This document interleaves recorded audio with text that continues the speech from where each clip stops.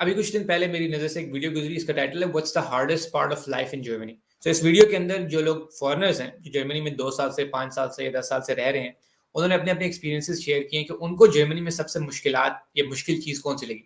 तो मैंने ये वीडियो देखी तो मैंने सोचा कि मैं अपना रिएक्शन इनके कमेंट्स के ऊपर शेयर करूँ कि जो मुझे जर्मनी में 10 साल रहते हुए हो गए हैं, तो क्या मेरे भी कुछ इसी तरह के एक्सपीरियंसेस रहे हैं या ये मेरे से मुख्तलिफ एक्सपीरियंसेस हैं इन लोगों के। तो वीडियो को काफ़ी लंबी है और मैं हर कमेंट को लेके अगर उसके ऊपर रिएक्शन दूँगा तो फिर मेरी वीडियो बहुत ही लंबी हो जाएगी। तो मैंने सरसरी सी देखी है, सारे इंटरव्यूज़ मैंने नहीं देखे लेकिन 2-4 देखे हैं। तो उसमें से वो मैंने आप लोगों के लिए पिक किए हैं, पूरे-पूरे मैंने उनके आंसर्स नहीं देखे कमेंट, ताकि मैं आप लोगों के सामने देखूँ और सामने रिएक्ट करूँ। तो पहला देखते हैं क्या है और फिर उसके ऊपर अपना रिएक्शन शेयर करते हैं। Oder what do you think is the hardest part about living in Germany for you? For me, Yeah. is because I don't look German. Right. I do get this that people don't think that I'm German, Right, and I okay. have to explain most of the time, and people they tend to be arrogant here. Right, yeah. Not everyone, but a lot of people. Yeah. So that's I think is one of the hard.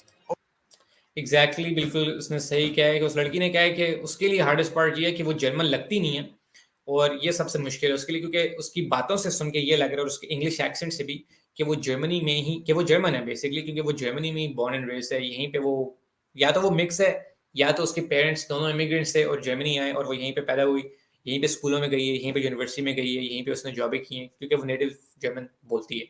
तो इस तरह के लोगों को वाकई Germany में बड़ी issue थी, क्योंकि मेरी भी एक दोस्त है जो कि मिक्स है, आधी जर्मन है और आधी एशियन है। तो उसने मुझे बताया एक बात, क्योंकि मैंने भी ये कभी इस तरह से फील नहीं की चीज़, क्योंकि हम लोग तो यहाँ पे बॉर्न एंड रेज नहीं है ना, हम तो यहाँ पे बहुत लेट आए हैं, तो हम तो ऑफ कोर्स ऑब्वियसली अपने आप को इस तरह से नहीं सोचते, क्योंकि हम तो ना लैंग्वेज में नेटिव हैं, तो ना हमें इस तरह की कोई एक्सपेक्टेशंस होती हैं। तो मेरी दोस्त ने मुझे बताया जो जर्मनी में बॉर्न एंड रेज है, वो है भी, उसके दोनों पेरेंट्स भी बाहर से नहीं आए, उसके जो हाफ जर्मन और हाफ एशियन। तो उसने मुझे कहा कि वो सुपरमार्केट में गई, और क्योंकि यूँ होता है कि जब आप ग्रोसरी कर रहे होते हैं, तो जब आप ग्रोसरी खत्म कर लेते हैं, जो कैशियर होता है वो आपको, जैसे अगर शाम का वक्त है तो वो गुड इवनिंग विश करते हैं, अगर वीकेंड पे आप कर रहे हैं तो वो आपको have a nice weekend wish करते हैं, शोनस वोखनेंडे कहते हैं। या अगर क्रिसमस की छुट्टियां चल रही हो और क्रिसमस आने वाला हो, तो एक बड़ा यूजुअल सा सेंटेंस है कि फिर कैशियर आपको मेरी क्रिसमस या जर्मन में फर्स्ट वाइनाchten कहते हैं। तो उसने ये नोट किया कि वो जब लाइन में खड़ी हुई थी और उसने अपनी ग्रोसरीज कंप्लीट की, तो उससे आगे वाले जो लोग थे, जो जर्मन से, यानी कि जो फुल जर्मन्स थे, कॉकेशियन से, जो गोरे थे, उस कैशियर ने उन सबको विश किया मेरी क्रिसमस फर्स्ट वाइनाchten, लेकिन जब उसकी बारी आई तो उन्होंने उसको विश नहीं किया और उसको ये बात बड़ी बुरी लगी। और वो लड़की थी भी क्रिश्चियन, तो उसने ये सोचा कि यार मुझे इन्होंने क्यों नहीं विश किया, प्रॉब्ली क्योंकि मैं जर्मन लगती नहीं। अब इस तरह के बहुत सारे लोग होते हैं, कैशियर जो हैं, कैशियर भी और इन जनरल भी, कि वो बड़े सिंपल होते हैं, उनको यही लगता है कि जो लोग उनकी तरह के दिखते हैं, जो जर्मन दिखते हैं, वही क्रिश्चियन हो सकते हैं या वही इसको सेलिब्रेट करते हुए क्रिसमस को, तो ये शायद फॉरेनर है, क्योंकि आप कैशियर से बात तो नहीं करते, तो उनको तो पता नहीं लग सकता कि आपकी जर्मन जो है वो नेटिव है या नहीं। आपने मैक्सिमम जो है वो अपनी चीजें रखते हैं, वो उसको स्कैन करते हैं, वो बताते हैं इतने पैसे, तो उसके लिए तो आपको लैंग्वेज की जरूरत भी नहीं होती बेसिकली। तो वो कई लोग तो इसलिए भी कैशियर्स जो हैं वो विश नहीं करते, क्योंकि वो ये समझते हैं कि अगर ये वाकई फॉरेनर हुई, क्योंकि वो लगती फॉरेनर थी लेकिन वो थी नहीं फॉरेनर, तो वाकई फॉरेनर हुई, उसको मैंने क्रिसमस विश कर दिया, तो कहीं ये बुरी ना मान जाए कि इसका कोई अपना रिलीजन ना हो। तो कई लोग इतने भी सेंसिटिव होते हैं कि वो कहते हैं कि मुझे तुमने क्यों क्रिसमस विश कर दिया, मैं तो उसको सेलिब्रेट ही नहीं करता। और कई इसलिए नहीं करते क्योंकि वो कहते हैं कि यार मुझे लगता है कि ये जर्मन नहीं होगी। तो वो उसको, जो मेरी दोस्त है, उसको बड़ा बुरा लगा। उसने मुझे फिर ये बात स्पेसिफिकली बताई और तब मुझे समझ आई कि यार हाँ, ये वाकई इन लोगों के लिए कितना प्रॉब्लम होता है। उसके अलावा भी उसने मुझसे एक और चीज़ें शेयर की। उसने कहा कि कई दफ़ा ऐसा हुआ उसके साथ कि वो किसी मार्केट में गई या किसी रेस्टोरेंट में गई या कहीं पे किसी स्टोर में कोई चीज़ खरीदने गई, तो वहाँ पे उसने किसी से बात करनी थी, जो वहाँ पे सर्विस में लोग काम कर रहे होते हैं। तो वो उनके पास गई तो ऑटोमेटिकली उन्होंने उससे इंग्लिश में बात करना शुरू कर दी।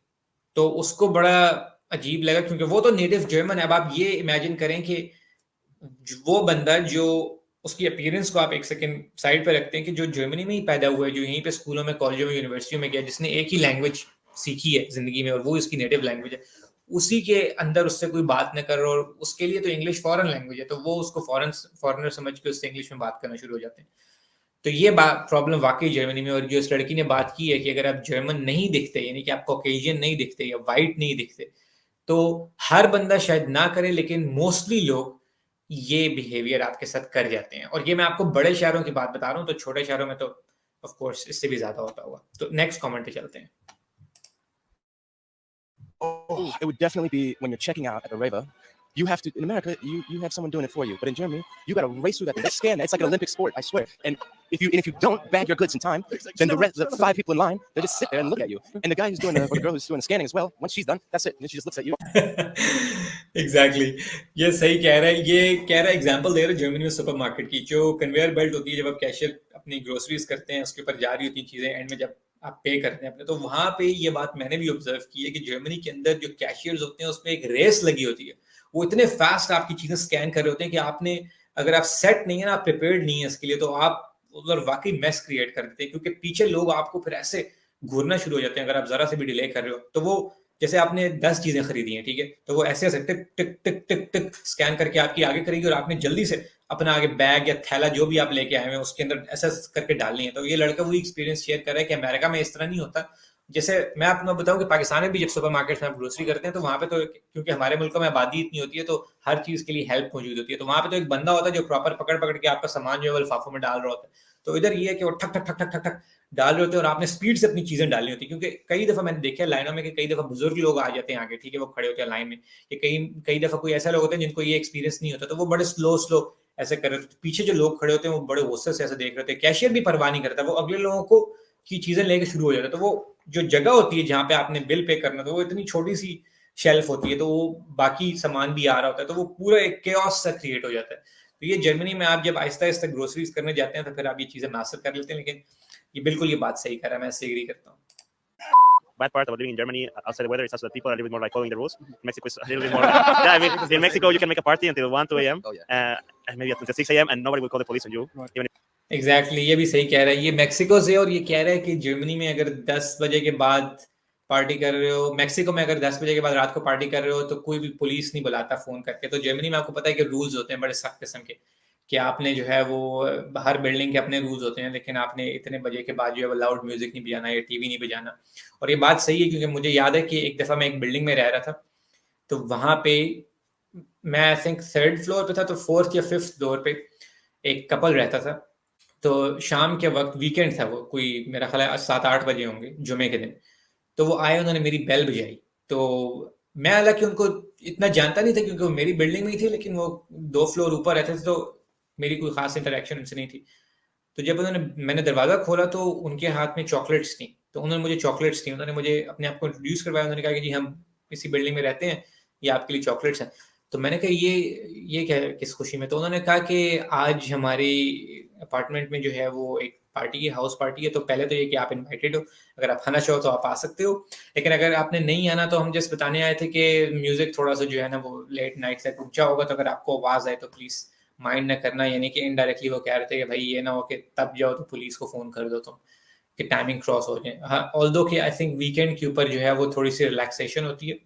संडे जो है वो हुआ टाग होता है, संडे को स्पेसिफिकली नहीं होता, लेकिन इन जनरल मैंने उनको कहा कि नहीं यार करो, चॉकलेट्स तो दे दो, लेकिन जितने मर्जी बजे तक तुमने पार्टी करनी है करो। और वैसे भी 2 फ्लोर ऊपर से इतनी कोई आवाज नहीं आती और ना ही आती, लेकिन लोग इतना कॉन्शियस होते हैं वो, इसलिए क्योंकि पहले उन्होंने किया होगा इस तरह और किसी नेबर ने कंप्लेंट कर दी होगी। तो इस बात से भी मैं एग्री करता हूँ कि 100% रूल्स एंड रेगुलेशंस इस तरह के बहुत फॉलो होते हैं, और लोग पुलिस को जो है वो दस्ती बुला लेते हैं।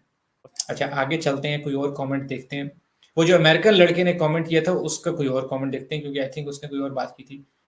2 things that Germans love to complain about. It's either the weather or the tar. I endorse. अच्छा, ये मैंने नहीं सुना था कमेंट इसका। ये कह रहा है कि ये अमेरिकन है, तो ये कह रहा है कि जर्मनी में लोग 2 चीज़ों के बारे में कंप्लेन करते हैं, मौसम के बारे में, उसके ऊपर मैं काफ़ी वीडियोस बना चुका हूँ, और दूसरा डॉइचे बान के बारे में। पता नहीं ये क्यों इसने सुना है, वैसे करते हैं, ये बात सही है। और ये कह रहा है कि अमेरिका की ट्रेन से अगर कंपेयर करें तो डॉइचे बान बहुत टॉप है।